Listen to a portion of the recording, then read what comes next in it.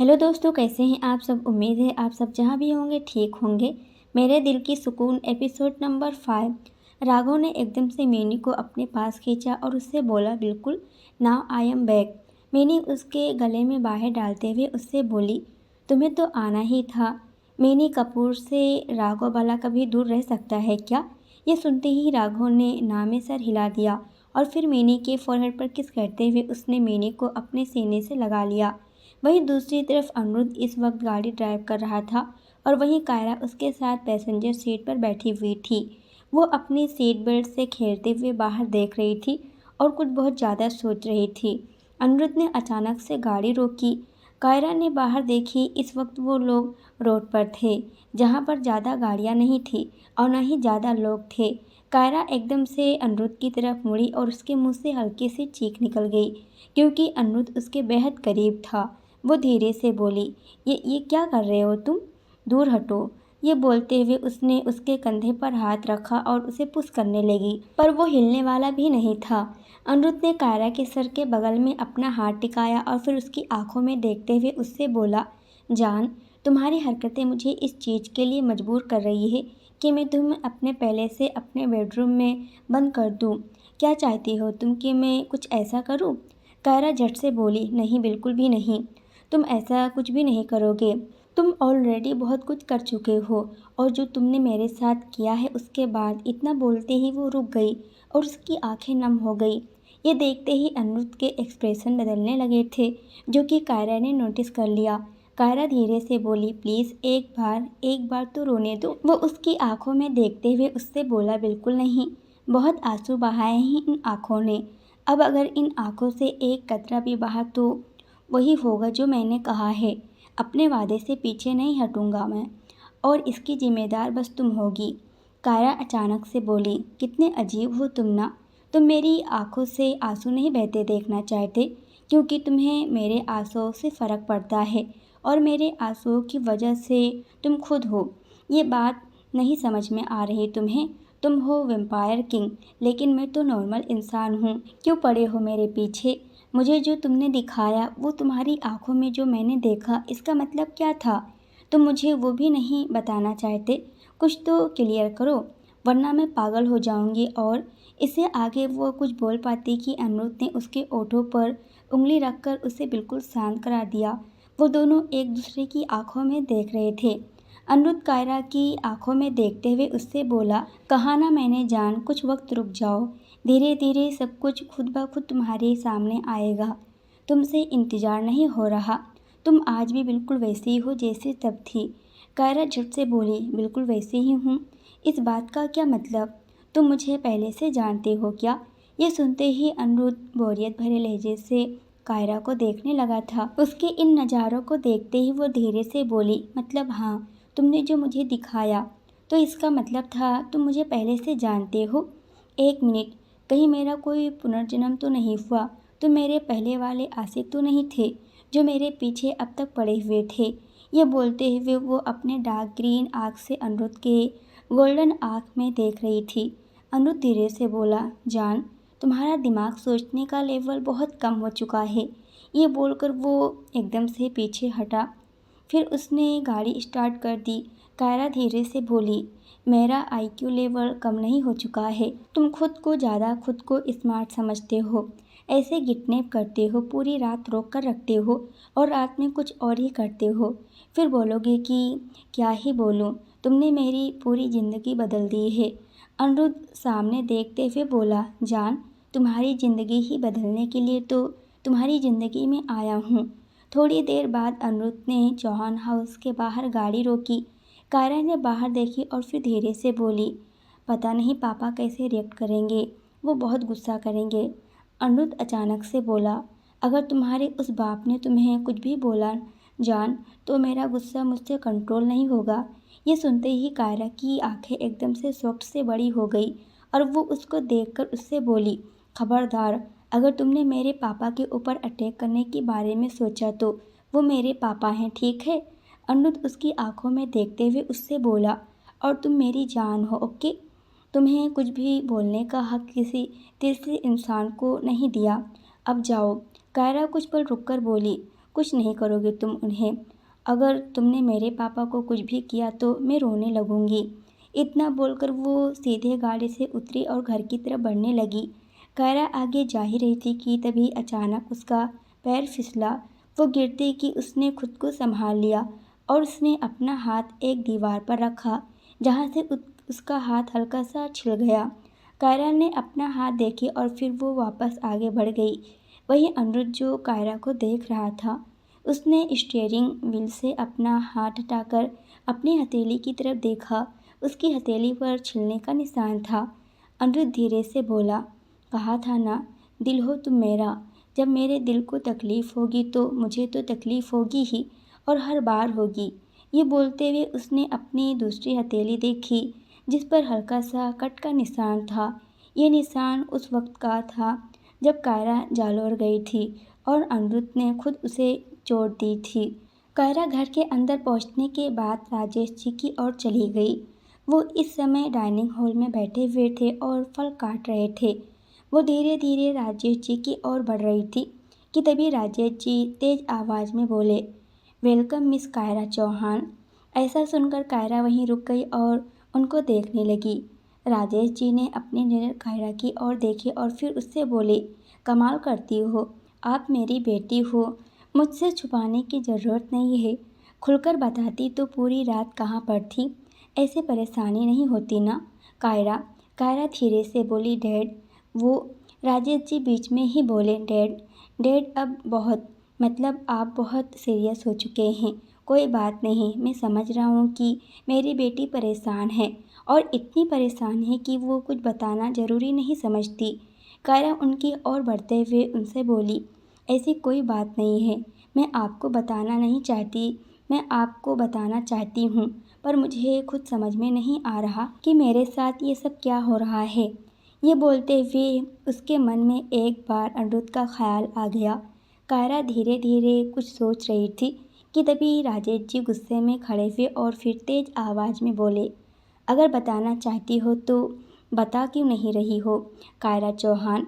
मुझे यकीन है कि तुम मुझे सारी बातें बताओगी। फिर वो कायरा के पास जाकर उसे कंधे से पकड़कर उसकी आंखों में देखकर बोले, क्यों बेटा, क्यों, वाय, बताओ तो सही, क्या बात है। फिर थोड़ा रुककर राजेश जी बोले, मैं पूरी रात से जाग रहा हूँ।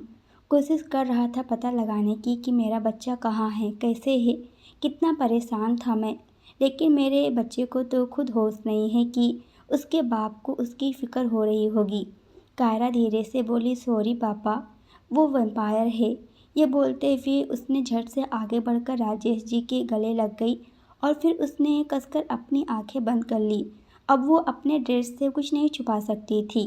वहीं उसकी बात सुनकर राजेश जी एकदम से फ्रीज हो चुके थे। राजेश जी ने कायरा के सर पर हाथ रखकर फिर धीरे से बोले, कौन है वैम्पायर कायरा बेटा, क्लियर करो ओके। कायरा धीरे से बोली, अनिरुद्ध नाम है उसका, वो वैम्पायर किंग है। मैं कल रात उसके साथ थी। उसने अपने पापा को बोली, एक्चुअली कल रात को वो बीच में बोले, बस मैं समझ गया। ये बोलते हुए राजेश जी की आंखें हल्की हल्की सी लाल होने लगी थी। वो अपने गुस्से को कंट्रोल कर रहे थे। कायरा फिर से बोली, जब जालौर से आई थी तब से कुछ अजीब लग रहा था। वो मेरे साथ आया था। पापा, वो जालौर में कहाँ पर था मुझे नहीं पता, शायद उस खंडर में था। उस महल में वो मेरे साथ आया, तब से मेरे साथ उसने मुझे कभी नहीं छोड़ा। वो 3 बार मेरा ब्लड ले चुका है। कहता है कि मेरा खून उसकी प्यास है। मैं उसका दिल हूँ, मैं उसे जानती हूँ। मुझे कुछ याद नहीं, मुझे सब कुछ नहीं पता। राजेश जी ने अपनी आंखें साफ की क्योंकि उनकी आंखें नम हो चुकी थी। ये पहली बार था जो इतने सालों में उसने कायरा की ऐसी हालत देखी थी। उन्होंने कायरा को खुद से अलग किया और फिर उसके चेहरे को अपने हाथों में भरकर उससे बोले, मेरा बच्चा बहुत स्ट्रॉन्ग है। कायरा बिना एक पल गंवाए बोली, बहुत स्ट्रॉन्ग है। राजेश जी गहरी सांस लेकर बोले। कायरा बोली, लेकिन पापा। राजेश जी बीच में ही बोले, मैं यहीं पर हूँ, कुछ नहीं होगा ओके। ये बोलकर उन्होंने कायरा के फोrehead पर किस किया और फिर उसे उसके बेडरूम की तरफ ले गए। वहीं दूसरी तरफ कपूर पैलेस में सभी लोग डाइनिंग एरिया में बैठे थे और खाना खा रहे थे। तानिया प्रिया को देखते हुए उससे बोली, तुम्हारा बेटा बिल्कुल भी तुम पर नहीं गया है। प्रिया मुस्कुराते हुए बोली, आपकी बेटी कौन सा आप पर गई है दी? ये सुनते ही अब तानिया उसे घूरने लगी थी। अमन उन दोनों को देखते हुए बोला, तुम दोनों अपने बच्चों का अच्छाई बुराई लेकर मत बैठ जाना। यू नो वॉट, ये बहस बेकार लगती है मुझे। बनी झट से बोला, पर मुझे अच्छी लगती है। होने दो होने दो, मुझे पता चलेगा कि मेरी मॉम मुझसे कितना प्यार करती हैं। तानिया बनी को देखकर उससे बोली, मॉम प्यार करती हैं रियली? और मेरा क्या, मैं तुमसे प्यार नहीं करती? बनी जो कि तानिया के बगल में बैठा हुआ था, वो तानिया को साइड से हक करते हुए उससे बोली, अरे मेरी प्यारी मासी, आप तो मुझ पर जान छिड़कती हो। तानिया बनी के सर पर हल्का सा मारकर उससे बोली, वेरी फनी। ये सुनते ही बनी पीछे हट गया और फिर उसने निक को देखा। निक आई रोल करते हुए बोला, पहली बार माफ़ कर चुका हूँ क्योंकि मेरी जान को तुम हाथ लगा रहे हो। अगली बार दूर रहना। बनी धीरे से बोला, ये तो पूरी दुनिया से अलग चलते हैं। निक तिरछा मुस्कुराकर बोला, क्योंकि मैं पूरी दुनिया से अलग हूँ। ये सुनते ही तानिया के फेस पर स्माइल आ गई थी। इतने में उसकी नज़र मीनी और राघव पर पड़ गई, जो कि एक दूसरे को देख रहे थे। राघव इस वक्त खुद मीनी को अपने हाथों से खिला रहा था। पहले भी यही होता था, मीनी ज़्यादातर ही उसके हाथ से ही खाना खाती थी और आज फाइनली इतने सालों बाद वही टाइम फिर से आ गया था। तानिया उन दोनों को देखते हुए मन में बोली, बस एक चीज़ ने सबको तड़पाया है अनिरुद्ध, पर उसका भी एक रीज़न था। पता नहीं तुम कभी समझ पाओगे या नहीं, बट आई विश कि तुम समझ जाओ। तुमसे मिलकर तुम्हारी आंखों में अपने लिए नफरत तो नहीं देखनी मुझे। ये सोचते हुए उसके फेस पर हल्की सी स्माइल आ गई थी। तानिया की नज़रें अचानक निक की तरफ चली गई, जो कि गौर से उसे ही देख रहा था। वो निक की आंखों में देखते हुए उससे बात करने लगी थी। थोड़ी देर बाद निक राघव को देखते हुए उससे बोला, निशा और डेविड वो दोनों यहाँ पर क्यों नहीं आए हैं? राघव हल्का सा सर झुकाकर बोला, हेल्किंग डैड इस वक्त अपना किसी काम में उलझे हुए होंगे। उनके काम का नहीं पता मुझे, लेकिन मॉम वो कुछ और कर रही हैं। 1 महीने से वो गायब हैं। I don't know where she is. Raghav की बात सुनते ही निक और बनी ने एक बार एक दूसरे को देखा और फिर निक राघव से बोला, ओके, अगर वो नहीं है तो वो आ जाएंगी, हर बार आती हैं। ये बोलते हुए निक कुछ सोच रहा था। इधर रात का वक्त चौहान हाउस में कायरा इस वक्त आराम से बेड पर सो रही थी कि तभी उसे ऐसा फील हुआ कि उसके आसपास कोई था। वो आंखें खोलना चाहती थी पर उसकी आंखें खुल नहीं रहे थे। उसकी आंखों के सामने कुछ आ रहा था। कायरा की आंखों के सामने एक ऐसा सीन आ रहा था कि वो और अनिरुद्ध, अब उसे अनिरुद्ध का चेहरा साफ नज़र आ रहा था। उस नज़ारे में वो और अनिरुद्ध कहीं घूम रहे थे। वो दोनों बहुत खुश थे कि तभी वहाँ पर कुछ काले बादल छा गए और फिर एक साया आया, वही साया जो उसने अनिरुद्ध की आंखों में देखी थी। अचानक से कायरा ने एकदम से अपनी आंखें खोली और फिर उसने सीलिंग की तरफ कुछ पल देखी। इस वक्त वो लंबी सांस ले रही थी। उसने अपनी नज़र एक तरफ घुमाई और वहाँ उसकी चीख निकल गई, क्योंकि अनिरुद्ध उस अंधेरे में खड़ा था। उसके गोल्डन आँख चमक रही थी, जिसे देखते ही कायरा समझ जाती थी कि वो सिर्फ और सिर्फ वही ही था। कायरा उठकर बैठी और तेज आवाज़ में बोली, तुम? उसके इतना कहते ही वो उसकी तरफ बढ़ने लगता है। कायरा एकदम से बोली, तुम यहाँ पर कैसे आए? अगर मेरे पापा को पता चला तो? रिलैक्स, किसी को कुछ पता नहीं चलेगा। ये बोलते हुए वो उसके सामने आकर बेड पर बैठा। कायरा धीरे से बोली, मुझे कुछ दिखा, प्लीज़ अब तो बता दो, क्यों दिख रहा है ये सब? अब से पहले कभी ऐसे सपने नहीं आए थे, लेकिन अब ये सब सपने आने लगे हैं क्यों? अनिरुद्ध अंधेरे में कायरा की डार्क ग्रीन आँख को और उसे अच्छे से देख सकता था। वो कायरा के गाल पर हाथ रखते हुए उससे बोला, तुम खुद पता लगा लोगी जान, धीरे धीरे तुम सब कुछ पता लगा लोगी। ये बोलते हुए वो उसका गाल साफ करने लगा। कायरा डिप्रेशन भरी आवाज़ में बोली, नहीं लगा पाऊंगी पता, कैसे लगा लूँ? तुम वैम्पायर किंग हो, तुम बताना नहीं चाहते और मैं इंसान होकर पता लगा लूँ? अनिरुद्ध ने अपना एक हाथ कायरा के बगल में नाइट स्टैंड पर रखा कि तभी कायरा एकदम से बोली, यहाँ पर कुछ कांच के टुकड़े। ये बोलते हुए उसने झट से अनिरुद्ध का हाथ उठाया और फिर लाइट ऑन कर दी। लाइट ऑन करते ही उसकी नज़र उसके हाथ पर गई जिस पर अभी कांच चुभा था और वो चोट देखकर बिल्कुल खुद ब खुद हिल चुकी थी। कायरा धीरे से बोली, मैं भूल गई थी तुम वैम्पायर किंग हो। ये बोलकर उसने उसका हाथ छोड़ दिया और फिर वो खुद कांच के टुकड़े नाइट स्टैंड से उठाकर नीचे रखने लगी। ये रखते हुए उसकी उंगली पर हल्का सा कांच चुभ गया। अनिरुद्ध ने एकदम से कायरा का हाथ अपने सामने किया और धीरे से बोला, पागल हो तुम जान। ये सुनते ही कायरा ने कुछ पल रुककर उसके चेहरे को देखी और फिर उसकी नज़रें अनिरुद्ध की उंगली पर चली गई जिस पर अब एक कट का निशान बिल्कुल वैसा ही जैसा खुद कायरा की उंगली पर था। कायरा ने उसका वो हाथ अपने सामने किया और फिर उसने अपने दोनों हाथों की तरफ देखा। उसके हाथ पर 2 बार कट के निशान थे और वही सेम निशान अनिरुद्ध के उस हाथ पर थे जिस हाथ पर कायरा को लगे थे। वो धीरे से बोली, मैं तुम्हें चोट दे रही हूँ। ये बोलते हुए उसके दिल में हल्का सा दर्द उठा था। अनिरुद्ध ने कायरा का हाथ अपने हाथ में लिया और फिर उसके सर से अपना सर जोड़कर उसकी आंखों में देखते हुए उससे बोला, जब मैंने कहा कि तुम मेरा दिल हो तो मैं मजाक नहीं कर रहा था जान। दिल हो जभी तो तुम्हारी एक खरोच भी मुझे खरोच देती है। ये सुनते ही कायरा बस उसकी आंखों में देखने लगी थी। वो और कायरा इस वक्त बेड पर एक दूसरे के आमने सामने बैठे हुए थे। उन दोनों के फोरहेड आपस में जुड़े हुए थे और वो दोनों एक दूसरे की आंखों में देख रहे थे। पूरे रूम में सिर्फ और सिर्फ नाइट स्टैंड का एक लैंप जल रहा था, बस उसी की रोशनी थी। कायरा बिल्कुल चुप हो गई और वो बस अनिरुद्ध की आंखों में देखने लगी। वो कुछ समझने की कोशिश कर रही थी। कह सकते हैं कि वो पूरी पहेली समझने की कोशिश कर रही थी, पर कुछ उसे समझ नहीं आ रहा था। उसने कायरा के गाल पर हाथ रखा और फिर उससे बोला, अपने दिमाग को ज़्यादा परेशान करने की ज़रूरत नहीं है जान। बस इतना समझ लो कि तुम्हें देखे बिना मेरी सुबह नहीं होगी, इसलिए मैं यहाँ पर आया हूँ। और तुम जो देख रही थी अपने सपने में वो सिर्फ और सिर्फ शुरुआत है हकीकत तक पहुँचने की। कायरा धीमी आवाज़ में बोली, हकीकत तक पहुँचने के बाद क्या होगा? मैं तुम्हें देख रहा हूँ। ये सुनते ही कायरा की दिल की धड़कनें इतनी बढ़ चुकी थी कि जो अनिरुद्ध को साफ सुनाई दे रही थी और उसकी धड़कनें अनिरुद्ध को सुकून दे रही थी। अनिरुद्ध को देखते ही देखते कायरा की आंखें लग चुकी थी। वहीं वो बिना अपनी पलकें झपकाए बेहद इंटेंसिटी और बेहद जुनूनियत के साथ कायरा के चेहरे को पूरी रात देखता रहा।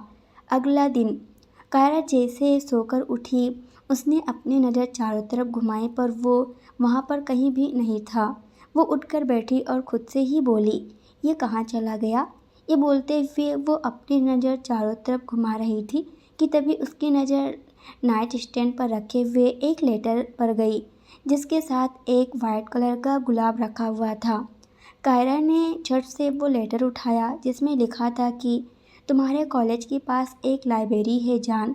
लाइब्रेरी में कोई पुरानी किताब है जो उसमें मेरे से भी जुड़े किताब हैं। शुरुआत से शुरू करना है तो पहले उसे तो समझ लो जिनकी वजह से मैं यहाँ हूँ। मेरी दुनिया में होने की वजह को तो जान लो। ये पढ़ने के बाद कायरा धीरे से बोली, इसका क्या मतलब है? लाइब्रेरी कॉलेज के पास एक ही लाइब्रेरी है जो कि बोलते हैं लोग कि 300 साल पुरानी है। वहाँ जाना पड़ेगा मुझे। ये बोलते हुए वो बेड से उठ गई और फिर वो वॉशरूम में चली गई। वहीं इधर कपूर पैलेस में तानिया इस वक्त मीनी के साथ अपने बेडरूम में थी। वो उसे परेशान कर रही थी क्योंकि उसे राघव के साथ बाहर जाना था। तानिया अचानक से चिढ़ते हुए बोली, क्या प्रॉब्लम है मीनी? मना किया ना एक बार नहीं जाना। मीनी गुस्से में बोली, क्या है मोम, नहीं जाना नहीं जाना। राघव के साथ जाऊंगी ना। मुझे भी अपना ख्याल रखना आता है और उसे तो और ख्याल रखना आता है। कोई प्रॉब्लम नहीं होगी। आप मुझे जाने क्यों नहीं दे रही? वो एकदम से चिल्लाकर बोली क्योंकि इतना बोलते ही वो रुक गई और फिर उसकी नज़र मीनी के पीछे गेट पर खड़े निक पर गई जो कि उसे देख रहा था। मीनी ने मुड़कर निक को देखी और फिर उससे बोली, डैड मोम क्यों नहीं सुनती मेरी बात? वो तानिया की तरफ देखते हुए मीनी से बोला, तुम जा सकती हो मीनी, पर राघव के साथ जाना और अपना ख्याल रखना। मुझे कोई लापरवाही नहीं चाहिए। ये सुनते ही मीनी के फेस पर बड़ी सी स्माइल आ गई और वो मुस्कुराते हुए बोली, डोंट वरी डैड, मैं अपना बिल्कुल ध्यान रखूंगी। ये बोलकर उसने आगे बढ़कर निक के गाल पर किस किया और फिर भागते हुए वहाँ से चली गई।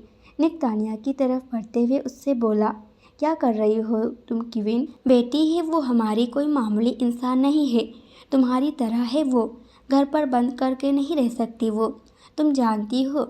ये बोलते हुए वो तानिया के सामने आकर रुका। तानिया धीरे से बोली, सब कुछ जानती हूँ निक, इसलिए तो भेजने से डर लगता है मुझे, तुम नहीं समझ रहे कि मैं। निक बीच में बोला, कौन हो तुम जान? तानिया कुछ पल रुककर बोली, हेल क्वीन, आई नो ऐसी बकवास कर रही हूँ मैं, मुझे नहीं करनी चाहिए, पर आई डोंट नो निक, नहीं समझ में आता क्या करना है। ये बोलते हुए वो बेड पर बैठ गई। निक घुटनों के बल उसके सामने बैठा और फिर उससे बोला, मैं हूँ ना जान। तानिया उसकी आंखों में देखते हुए उससे बोली, तुम ही तो हो और हमेशा रहोगे। ये बोलते हुए उसके फेस पर हल्की सी स्माइल आ गई थी। निक उसके हाथ पर किस करते हुए उससे बोला, बिल्कुल जान, मैं हूँ और हमेशा रहूँगा। फिलहाल वक्त आ रहा है कि तुम अपने बेटे का सामना करो। ये सुनते ही तानिया की आंखें हैरानी से बड़ी हो गई और वो धीरे से बोली, नहीं, मैं नहीं कर पाऊँगी। वो उसकी आंखों में देखते हुए उससे बोला, मैं रहूँगा तुम्हारे साथ। यह सुनते ही तानिया एकदम से शांत हो गई। उसने एक राहत की सांस ली और इस रिएक्शन पर निक के चेहरे पर हल्की सी मुस्कान आ गई। वहीं इधर कायरा उस वक्त इस लाइब्रेरी के अंदर थी जिसका अनिरुद्ध ने उस लेटर में बताया था। वो लाइब्रेरी में घूमते हुए कुछ सोच रही थी। कायरा खुद से बोली, यहीं आना था, आ गई, अब आगे? अनिरुद्ध, मुझे समझ में नहीं आ रहा। ये बोलते हुए वो एक जगह पर ठहरी और फिर अपनी नज़रें चारों ओर घुमाई। उसकी नज़र अचानक एक जगह पर ठहर गई। कायरा ने आगे बढ़कर एक बुक निकाली और फिर उसे देखते हुए धीरे से बोली, निकोस। पता नहीं क्यों उस बुक को देखते ही कायरा को मन कर रहा था कि वो खोलकर उसे पढ़ ले। उसने अपने दिल की बात सुनी और वो सीधे जाकर किताब को लाइब्रेरियन से इशू कराई। फिर वो लाइब्रेरी से निकल गई। लाइब्रेरी से बाहर आते ही कायरा नीचे जा रही थी कि अचानक उसका पैर फिसला। वो गिरने वाली थी कि किसी ने उसे कमर से पकड़ लिया और फिर उसके कान में बोला, संभाल कर जान। ये सुनते ही कायरा धीरे से बोली, अनिरुद्ध। ये बोलकर वो सीधी खड़ी हुई और फिर उसने उसको देखा जो उसके सामने ही था। कायरा उसे देखते हुए बोली, तुम इसी बुक की बात कर रहे थे ना? यही है ना वो? ये बोलते हुए अपने हाथ में पकड़ी हुई बुक की तरफ इशारा किया। उसने एक नज़र बुक को देखा और फिर धीरे से बोला, तुम समझदार हो जान, तुम ये बुक पढ़ो, तब तक मुझे भी कुछ काम करना है। फिर वो वहाँ से जाने लगा था कि तभी कायरा ने उसका कॉलर पकड़कर उसे अपने ओर घुमा लिया। उसे रियलाइज हुआ कि उसने उसका कॉलर पकड़ा था। वो झट से उसका कॉलर छोड़कर उससे बोली, तुम ऐसे नहीं जा सकते। उसने कुछ पल उसके चेहरे की तरफ देखा और फिर एकदम से उसने कायरा की कमर पकड़ते हुए उसे अपने पास खींचा और फिर उससे बोला, तुम मुझे रोक रही हो जान, सोच लो, अगर मैं रुक गया तो तुम्हारे लिए प्रॉब्लम हो जाएगी। छोड़ूंगा नहीं मैं तुम्हें। कायरा बोली, तुम मुझे वैसे भी नहीं छोड़ने वाले, तो मेरी बात सुन लो। ये सुनते ही अनिरुद्ध के फेस पर हल्की सी स्माइल आ गई थी और वो उसकी आंखों में देखने लगा था। कायरा कुछ पल रुककर बोली, मुझे तुमसे एक प्रॉमिस चाहिए, वादा कर पाओगी? अनिरुद्ध उसकी आंखों में देखते हुए बिना किसी भाव के बोला, अनिरुद्ध कपूर वादा नहीं कर सकता, ये इंसानों का काम होता है, मेरा नहीं जान। कायरा उसके कंधे पर हाथ रखते हुए उससे बोली, प्लीज़ एक वादा चाहिए, कर दो ना। अनिरुद्ध गहरी सांस लेकर बोला, जान तुम। ये बोलते हुए उसने उसकी कमर पर अपनी पकड़ एकदम से मजबूत कर दी थी। वहीं कायरा के फेस पर स्माइल आ गई थी और उसकी आंखों में देखते हुए उसकी स्माइल फीकी पड़ने लगी थी। वहीं थोड़ी दूरी पर कोई खड़ा था जिसकी नज़र अनिरुद्ध के हाथ पर भी थी, जो कि कायरा की कमर पर था, क्योंकि उसके हाथ पर एक निशान बना हुआ था जो कि उसके बैक हाथ पर था और वो निशान ये साबित करता था कि वो हेल से जुड़ा हुआ था। वहाँ पर जो भी था वो धीरे से बोला, ये बाहर आ चुका है, ये लड़की भी आ चुकी है, जब सब आ गए हैं तो उसे भी आ जाना चाहिए। ये बोलकर वो तुरंत वहाँ से चला गया। वहीं अनिरुद्ध जो अब तक कायरा को देख रहा था, उसने सर टेढ़ा कर उसी डायरेक्शन में देखा और फिर अचानक से उसके फेस पर एक एविल स्माइल आ गई। कायरा ने कुछ पल उसको देखा, फिर उसने उसकी डायरेक्शन में देखा जिस डायरेक्शन में वो देख रहा था। वहाँ पर कोई भी नहीं था। वो धीरे से बोली, किसे देख रहे हो तुम? उसने वापस अपनी नज़र कायरा की तरफ की और फिर उससे बोला, तुम्हारे सिवा मैं किसे देखूंगा जान? ये सुनते ही कायरा ने झट से उसको देखी और फिर उससे बोली, जैसे तुम अभी देख रहे थे और ऐसे मुस्कुरा रहे थे जैसे कुछ तो है, मतलब कुछ खतरनाक चल रहा है तुम्हारे दिमाग में, कोई नहीं है वहाँ पर। ये बोलते ही फिर वो उस डायरेक्शन में दोबारा देखने लगी। उसने कायरा को उसे आखिरी सीढ़ी से नीचे उतारा और फिर उसके चेहरे पर झुकते हुए उससे बोला, कहा ना जान, तुम्हारे अलावा मैं किसी को नहीं देखता। ये बोलकर उसने कायरा के फोrehead पर किस किया और फिर उससे बोला, घर जाओ तुम और मैं रात को आऊँगा तुम्हारे पास। कायरा झट से बोली, क्यों क्यों आओगे तुम मेरे पास? तुम तो ऐसे बिहेव कर रहे हो जैसे तुम्हारे और मेरे बीच कुछ है। उसने कायरा के गर्दन पर अपनी पकड़ मजबूत करते हुए उसकी आंखों में देखकर उससे बोला, हमारे बीच कुछ नहीं है, हमारे बीच बहुत कुछ है जान। पूरी कहानी फुर्सत से समझाऊंगा तुम्हें। ये बोलकर उसने कायरा को छोड़ दिया। कायरा ने कुछ पल उसको देखा और फिर वो बुक लेकर वहाँ से निकल गई। कायरा के जाते वो भी वहाँ से निकल गया। वो जा रहा था कि तभी वो एकदम से रुका, क्योंकि मैंने अपने मन के जरिए उसे कांटेक्ट कर रही थी। अनिरुद्ध एकदम से बोला, स्टॉप इट। तभी मैंने अपने मन में बोली, मैं नहीं रुकने वाली, मैं तुमसे मिल रही हूँ और मेरे साथ राघव भी है, बनी भी आ जाएगा। अगर तुम बोलो तो मैं उसे भी कनेक्ट कर लूँगी। तुम कहाँ पर हो बता दो, वरना मैं खुद तुम्हें ढूंढते हुए आ जाऊँगी। तुम जानते हो कि मैं और तुम एक दूसरे से पूरे तरीके से जुड़े हैं। उसने अपने मन में बोला, ढूंढना है मुझे, ढूंढ लो, जहाँ ढूंढ सकती हो ढूंढ लो। इतना बोलकर उसने मैनी के साथ अपना कनेक्शन ब्रेक किया और फिर आगे बढ़ गया। वही मैनी जो राघव के साथ गाड़ी के पास थी और वो बोनट पर बैठी हुई थी, वो उठकर बोली, ये मेरा भाई है ना, इसकी हरकत नहीं है मेरी जैसी।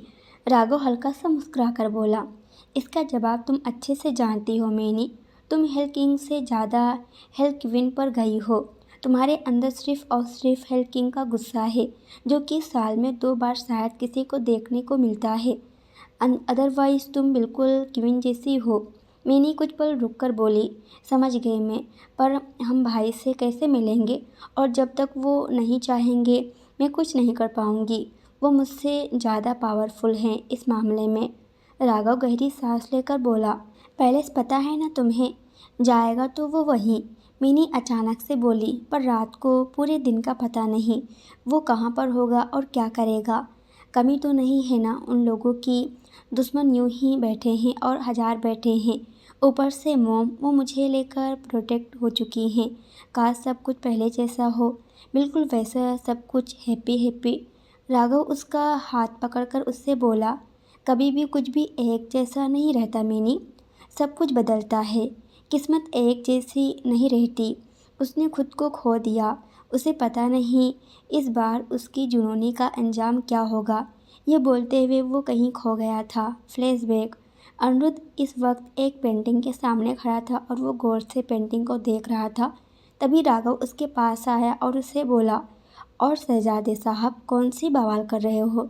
अनिरुद्ध पेंटिंग की तरफ देखते हुए धीरे से बोला, कायरू। ये सुनते ही राघव ने एकदम से पेंटिंग की तरफ देखा और फिर धीरे से बोला, इट्स ब्यूटीफुल। ये सुनते ही अनिरुद्ध ने एक चुटकी बजाई और इसी के साथ उस पेंटिंग के ऊपर एक रेड कलर का कपड़ा लग गया। राघव कुछ पल रुककर बोला, तो इसके पीछे पागल हो तुम, कौन है ये? अनिरुद्ध बेफिक्री अंदाज में बोला, नहीं पता कौन है, पर उसके लिए दिल में एक अलग ही एहसास आता है। ये बोलते हुए उसने अपने सीने पर हाथ रख लिया।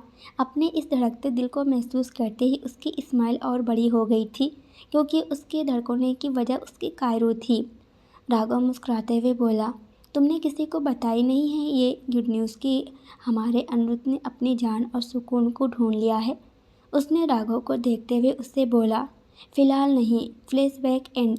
राघव मीनी को देखते हुए उससे बोला, पहले जैसा कुछ नहीं हो सकता। अनिरुद्ध के अंदर की अच्छाई खुद खत्म की गई है, जानती हो ना तुम, वो बहुत अच्छा था, एक एंजल का बेटा था, वो उसका भी अंश था। अच्छाई बहुत थी उसके अंदर, लेकिन उसकी अच्छाई का तमाशा बना और वो खुद एक तमाशा बना था। वो बदल चुका है, अब वो है जो उसने कभी नहीं सोचा था। वहीं इधर राजेश जी इस वक्त अपने ऑफिस रूम में थे, जो कि प्रोफेसर राजेश जी का था। वहीं उनके सामने चेतन बैठा हुआ था। वो चेतन को देखते हुए उससे बोले, तुमने सारी चीज़ बता दी मुझे, आई होप कि मैं कुछ कर पाऊँ। वो कुछ पल रुककर बोला, okay professor Chauhan, thanks, at least आपने मेरी बात तो सुनी, मैं चलता हूँ। ये बोलकर वो वहाँ से चला गया। उसके जाते ही राजेश जी ने कुछ सोचते हुए अपने सर पर हाथ रखा और फिर धीरे से बोले, क्या करूँ मैं? द वैम्पायर किंग वो बाहर आ चुके हैं, कायरा को उससे दूर भेजना पड़ेगा। राजेश जी ने इतना ही कहा था कि तभी उनका फ़ोन बजा। उन्होंने जल्दी से कॉल पिक किया तो दूसरी तरफ से आवाज़ आई, उसकी ज़िंदगी के फैसले खुद से नहीं ले सकते तुम। मत भूलो कि तुम्हारा खून नहीं है वो, तुम्हारी सही औलाद नहीं है कायरा। ये सुनते ही राजेश जी की आंखें एकदम से बड़ी हो गई और उन्होंने अपने हाथों की मुट्ठी बना ली। वो धीरे से बोले, दोस्तों आज के लिए इतना ही। इसके आगे क्या होगा ये हम देखने वाले हैं अगले एपिसोड में। और इसका अगला एपिसोड आप जल्द से जल्द देखना चाहते हैं तो फटाफट लाइक कमेंट जरूर कर दीजिए।